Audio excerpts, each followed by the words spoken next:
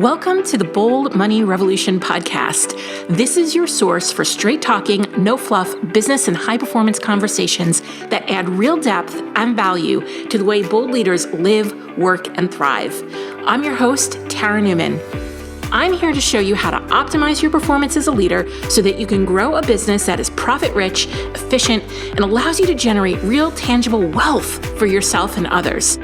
We are here to help you lead with your values, to perform without overwhelm and burnout, and to do your most important work in the world. Hey, it's Tara here. Want to know how to ensure your business is profitable so you can pay yourself like the expert you are? For starters, you have to have a plan. You have to plan for it. Yep, no winging it allowed when it comes to how you're going to keep more of your money. Profit is a habit. I've made it easy for you by creating a calculator that will take you from your personal financial needs to exactly how much revenue you need to make that happen. It couldn't be easier. Then we automatically tell you how much money you need in order to pay yourself, pay your taxes, and invest in your business. It is that simple. Our revenue goal calculator is built on the principles of profit first, which creates a robust and manageable system for running a bold profit business. To create that financial peace of mind you're after and to make your big money plans become reality, you'll want to make sure that your business is set up to fuel your financial goals. A plan to fuel your financial goals? That's pretty damn sexy, ain't it? Take the first step today by downloading our revenue goal calculator to get started. Head on over to theboldleadershiprevolution.com/revenue or text revenue to 415-528-7403. That's text revenue to 415-528-7403. And get your hands on our free resources to get you started. I'll even walk you through it.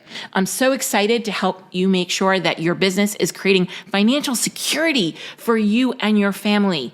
Head on over to theboldleadershiprevolution.com/revenue to get started right now.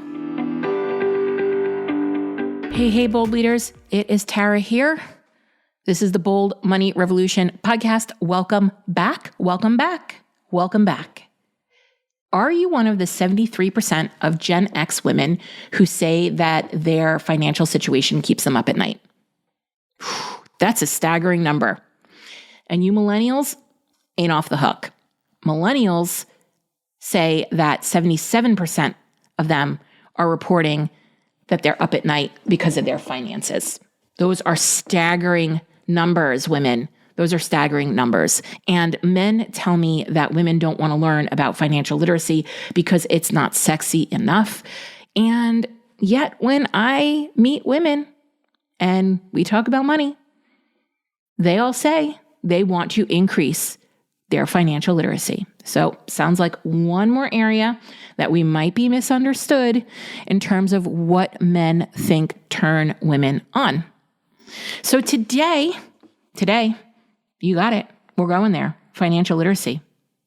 So if you are team financial literacy is sexy, then you're going to want to save this podcast somewhere to refer back to because we are going to be covering what it is, maybe what you want to focus on instead of financial literacy, and why it's important. So financial literacy is your knowledge and understanding of money and money-related concepts. It's important, but it's not the only factor in creating financial well-being or wealth in your life. I think of financial literacy as understanding how money works, that it's a tool, and how you can use it to create more in your life, more fun, more joy, more health, more time, more growth as a human being. These are important things that help us thrive.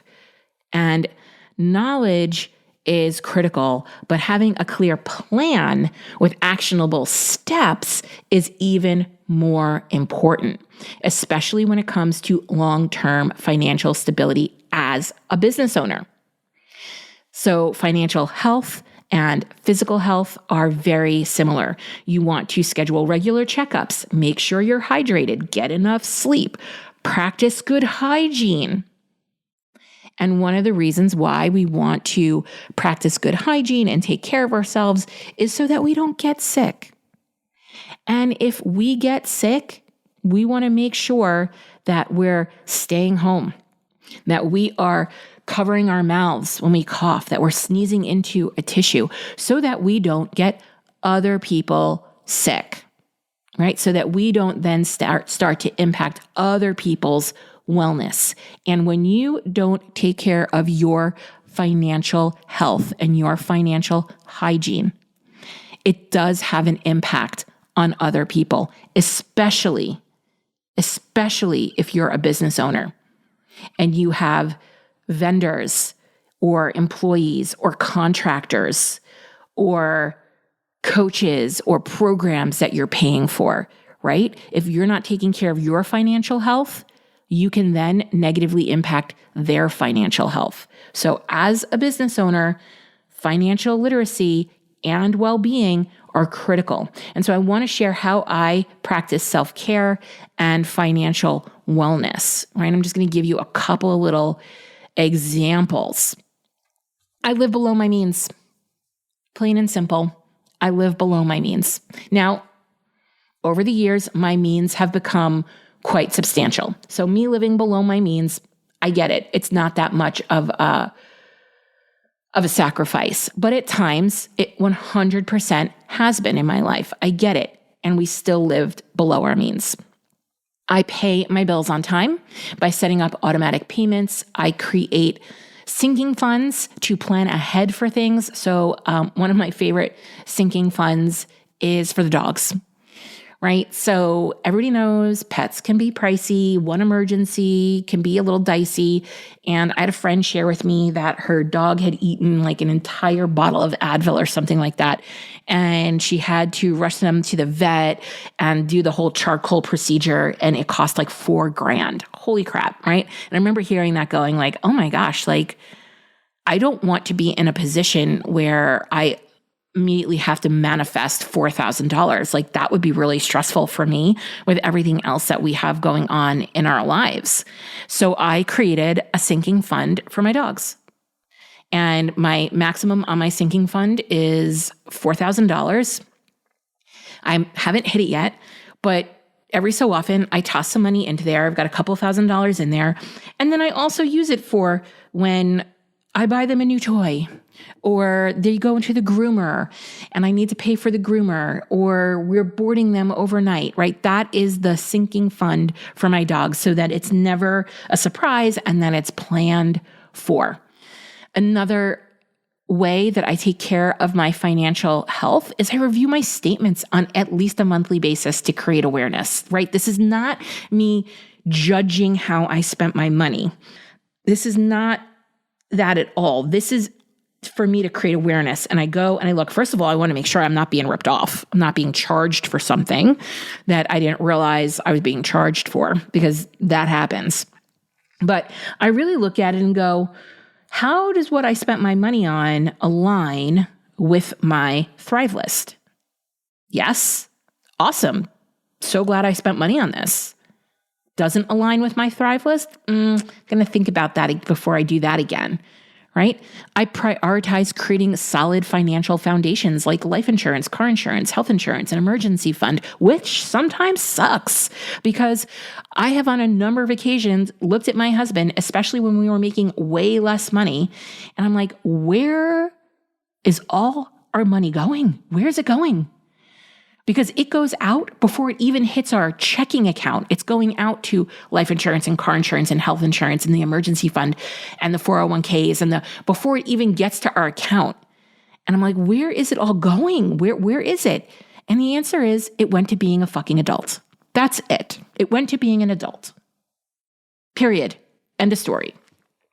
And I will tell you that I am really, really grateful that during our hardest financial times, right before we went bankrupt and we were selling everything we owned to put food on the table and diapers on the kids' behinds and, attempting to cover the mortgage, which we didn't do so well, we still paid the life insurance because it could have always been worse. I can't even imagine what would have happened if something happened to my husband during that time.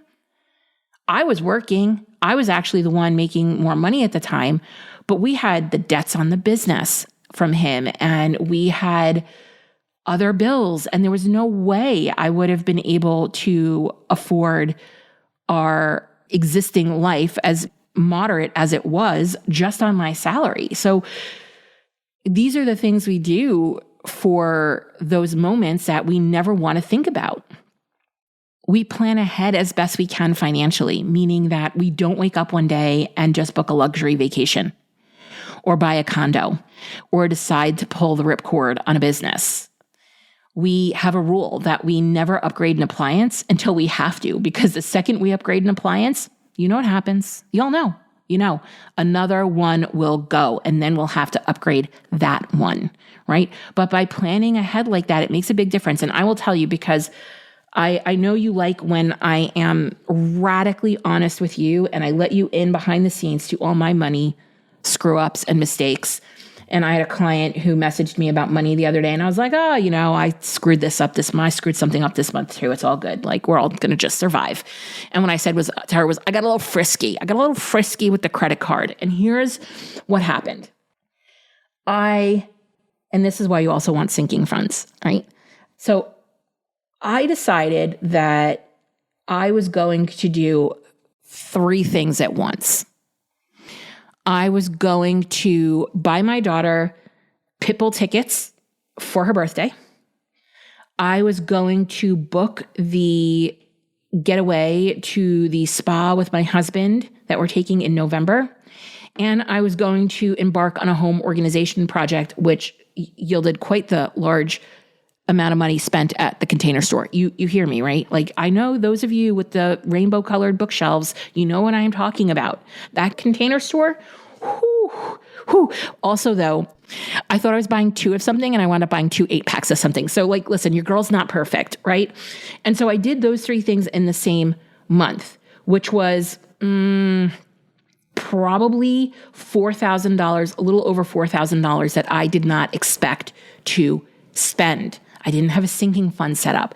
And then I was like, hot damn, I have to get this paid for within this billing cycle, or else I'm going to get charged interest. And y'all know, I don't know, have you seen what's happening with interest lately as they're increasing, as the Fed's increasing the rate? Your interest on your credit cards are going up quite rapidly. And some of you are finding yourself with very little runway. So move any kind of money you have on your credit cards to a 0% financing, pro tip.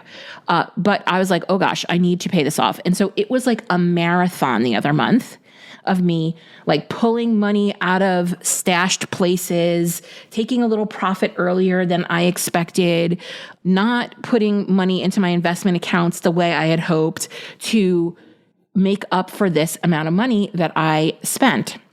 Right? So it happens to all of us. There was nothing wrong with me doing all 3 of those things. I just couldn't do them all in the same month. I needed to have a little more planning around it and not be so impatient, not be so impulsive with my money. We need to delay gratification. And so some of these other things that I do with my money are things like delaying gratification and opting out from as much consumerism as possible by aligning my spending with my values. Listen, this country runs on consumerism. They want you to buy and buy and buy. And as a matter of fact, with the advent of technology, they're getting really smart about it. They are gamifying your shopping experience. They're making it easier and easier for you to hit that button, buy now, pay later, right? All this stuff. They just live on our debt.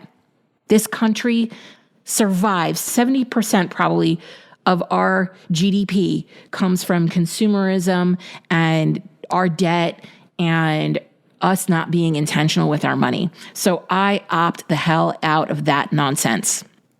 It is a radical act. That is my protest. That's my activism, folks. I make a point to make sure my beneficiary information on things is up to date. And I practice having open and difficult conversations with my husband about money. Those are my hygiene practices. That's it. Those are some of my hygiene practices. Now, it's important to be taking care of your personal financial health, but it's even more important when you're a business owner. And so if you are following personal financial advice on the internet on an 8-second TikTok, God help us. But if that's where you're getting your personal finance advice from, really question, first of all, make sure they're not 20, but also make sure that it's coming from another small business owner, right? Because it's different. It is different. Your personal finances will impact your business finances and vice versa. Spend too much at home and it will throw you into panic selling and you taking on way too much work in your business. By the way, if you don't know what you're spending at home, you have no fucking idea how much money you need to make in your business. So if you haven't downloaded my revenue goal calculator for whatever your ish is, I would suggest you get on it. And if you are not talking to your partner at home, if you don't have a clear plan for what is happening in the home, I suggest you get on it and have a real conversation and understand exactly how much each of you needs to contribute, how much your responsibility is, and then set your revenue goal around that. Spend too much in your business and you may impact how much you're able to pay yourself, right? This is how most people, most small business owners wind up living paycheck to paycheck. And listen, it's not wrong. I have sacrificed my own pay at times throughout the last 8 years in business, but I did it intentionally and with a plan. Intentionally and with a plan, not through avoidance, not through hoarding, not through overspending, intentionally with a plan. So this is why my team and I have created a revenue goal calculator for you. We have programmed the spreadsheet to do all of the math for you. All you need to do is plug in some of your personal expenses and the calculator will tell you how much revenue you need to pay yourself to meet your expenses. I love this calculator. I'm obsessed with it. I use it multiple times a year. It's how I know exactly how I can pivot my business when I need to. It tells me where I'm able to step back, when I need to step it up. I look at it with 3 things in mind. Ever hear of good, better, best goals? This is how I look at it. I put in the bare minimum. What is the bare minimum? And that informs my good goal. Then I add in some upgrades in my personal life, and that gives me my better goal. And then I add in my luxury items, and that is my outrageous goal or my best goal. And don't worry if you don't have all your expenses neat and tidy somewhere. Most people do not. The first time you use the calculator, just go by a guesstimate. Just get a handle on how the calculator actually works without making it hard, without intentionally putting blocks in your way. Okay? There is no reason for you not to use this calculator. I would totally understand it if this calculator wasn't available to you for free, but it's for free. All right. So grab a copy of this epic legendary resource by texting revenue to 415-528-7403. We are removing all of the friction. You don't have to stop listening. Go to the website, go to the download, just text it, text revenue. That's it. Look at how we're doing this for you. We're making this as easy as possible for you to get on board. Now, there is also a difference between personal finance and business finance. For example, there is a lot of personal finance advice about how fees are bad and debt is the antichrist. But in business, fees are a part of doing business. And at some point, your business might have to take on debt to grow. Now, you might be wondering where my knowledge on this is coming from. And I'm going to share with you 2 stories. One, I remember as a kid, I've shared this story before, but I remember as a kid, the hugest source of contention between my parents. Picture this. It's 1986. You're in a suburban split level home with brown shag carpet and a leopard print couch. I'm not kidding, y'all. And woven wood blinds. I'm not kidding. Oh, and the carpet colors were brown shag. We had options: brown shag, orange shag, green shag, except for my room, which was mauve. So picture this. You're in this home, and my mom, actually maybe it was like a little later, maybe it was early 90s and it was still decorated like it was in the 80s and 70s, and that was the issue probably. And my mom wanted to move into this other neighborhood in town. This neighborhood was the wealthy neighborhood. They had a lot more property. and they had a lot more. I mean, you could have fit 2 of our bedrooms in one of their bedrooms in these houses. They were gorgeous. I had friends that lived there. This is where the doctors lived, the stockbrokers from the 80s, the coked up stockbrokers from the 80s. And they really were coked up. And the doctors and the dentists and all these folks. And I came from a very, very working class background. My dad started as the floor sweeper and worked his way up to management and then bought the business. But my dad and my mom would get into these heated arguments. He was not moving. She was not going to get that house that she wanted. And we were all disappointed because I wanted to live where the rich kids lived in town. But he said, and I will never forget this ever a day in my life. I will never forget this. He said, we are not moving because I know that no matter what happens, I can afford this house.